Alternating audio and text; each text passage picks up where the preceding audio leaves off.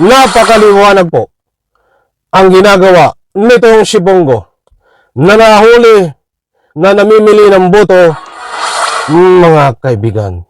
Hindi ho nakaligtas.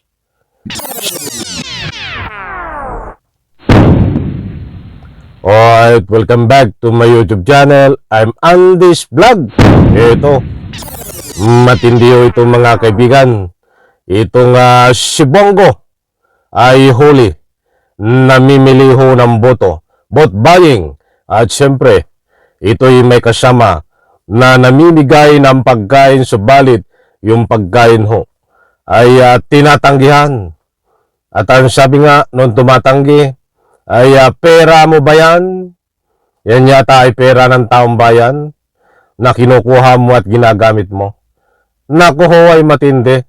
Mga kaibigan, isipin mo, nahuli ka, namimili ng boto, tinanggap yung pera ng isang tao, mga kaibigan. At syempre, yung bata naman ho ay binibigyan ng pagkain. Subalit ayaw hong tanggapin dahil ang pera na yan, ang tanong, sa iyo bang pera yan?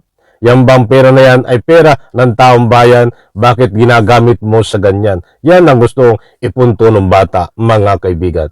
Nako po, ay ano na ito, Bongo. Mga kaibigan, wag po kayong alis, ibabagi ko po sa inyo ang kakulang resibo tungkol dito kay Bongo na nahuli, vote buying, namimili ng boto. Ibabagi ko po sa inyo ang kakulang resibo, katunayan, at nang sa ganoon lubos po nating maunawaan. Shout out po sa lahat. Kumusta na po kayo? Pasensya na po kayo sa aking audio. Medyo namamalat, napagod lang ito sa mga nagdaang holiday. Ito po mga kaibigan, inaanyayahan ko po kayo na kung pwede lang, patapusin po natin, panoorin, pakinggan ang vlog na ito. At nang sa ganon, lubos po nating maunawaan. Ito po, shout out po sa lahat. Ito, ipa-plus ko po diyan sa screen. At nang sa ganon, lubos po nating maunawaan. Ito, pera mo ba yan? Ayun ang magandang tanong. Magandang tanong ng taong bayan yun eh. Pera mo ba yan? Ito, usap-usapan ngayon ang video na kumakalat sa social media na kung saan makikita si Senador Christopher Bongo na namimigay ng pagkain at pera sa kanyang mga kasalubong sa tapat ng isang pizza joint sa Manila. Aba, ay kita nyo ho, ay pinag-uusap-usapan itong pamimigay ng pera at pagkain sa tapat ng isang pizza diyan po sa Manila.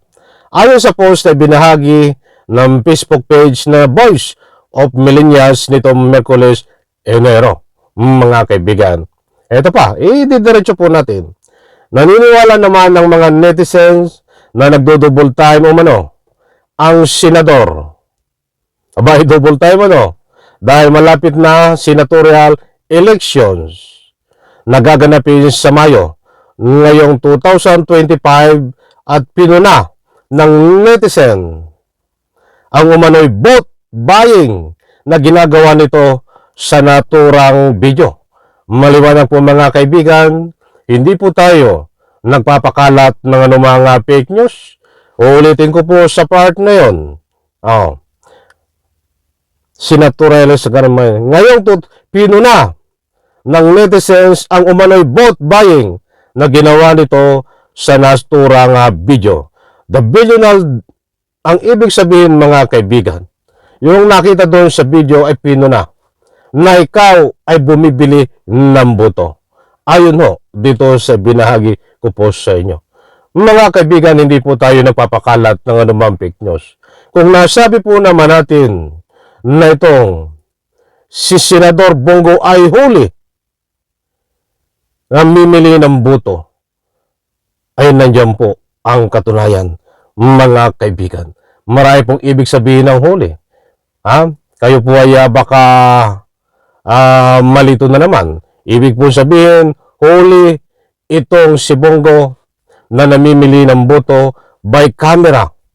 Hindi po hinuli ng mga pulis, mga mahal kong taga-subaybay. Mabuti po yung nauunawaan natin para hindi ko kayo mabiktima ng anumang fake news.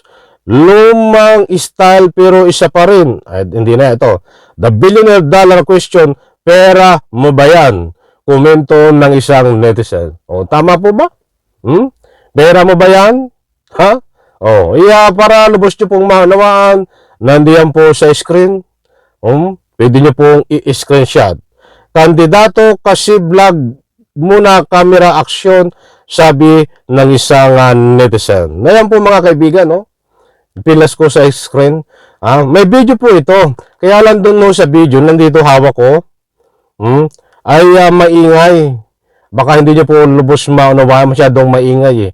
Kaya't yan lang. Sa susunod po nating vlog, ibabahagi ko po sa inyo dahil doon sa video ay namimigay siya ng pagkain na ayaw tanggapin ng bata. Yung pagkain dahil ang tanong nga, pera mo ba yan? Ay alam mo ang mga bata kapag ito yung video niya eh. Nandyan na namimigay ng pagkain tapos yung bata, mga kaibigan, na ayaw tanggapin. Ayan ayaw tanggapin ng bata. Nasaan yung bata? Ay papakita ko yung bata. Nasa likod ata eh. Dali lang Yung bata habol-habol niya eh. Ito, yung bata. Ay nagtago-tago kasi yung bata eh. Ayan namimigay siya ng pagkain, hinahabol yung bata, ayaw tanggapin. Mga kaibigan. Dahil nga hindi alam kung saan galing yung pera eh. Yun ang matindi. Pahiya tuloy dito si Bongo. Binibigyan ng pagkain, ayaw tanggapin ng bata. Ibabay ko po ito sa inyo, medyo maingay, hindi nyo lubos maunawaan kasi walang sound, maingay yung sounds. Ayan ayaw tanggapin nagpapahabol yung bata. Dahil nagtatanong din yung bang pera na yan ay galing sa iyo. Dahil marami pong nagko-comment na yan ay pera ng taong bayan na ginagamit mo sa pamamagitan ng pang-uto, yung ganyan, at vote buying, Maliwanag yun yung bata. Ipapakita po sa inyo yan sa susunod nating vlog. Ayusin ko lang po yung audio kasi medyo maingay kasi tabi ng kalsada. Maraming sasakyan, mga kaibigan. Maliwanag po. So, ang gusto nating ipunto mga kaibigan dito, walang problema eh. Walang problema, mamigay ka ng pera, ika nga ay magbigay ka ng pagkain, kaya lang ay ito ay mayroong mga hidden agenda. Para bang plastic tingnan. Ang gusto niya, ang tingin niya sa taong bayan na kapag nabigyan ng pagkain, kapag nabigyan ng pera, ay ibuboto na siya, mga kaibigan. Ibig sabihin natin kung ano ang iyong pagkatao na kahit hindi eleksyon, dapat gawin mo yan. Dapat hindi ka balat sibuyas. Yun ang maraming komento at nagbibigay ng anumang public opinion na yun din ang aking gustong ipunto dito. Nakakakilala lang ito, mga ito, kapag panahon ng eleksyon, naggagawin lahat, pakitang tao. Yan din ang gusto kong ipunto, mga mahal kong taga-subaybay. At itong Malasakit Center na pinagyayabang niya po, huwag niyang sabihin at pinapakalat niya na siya ang nagpagawa at sarili niya na ika nga po yung Malasakit Center.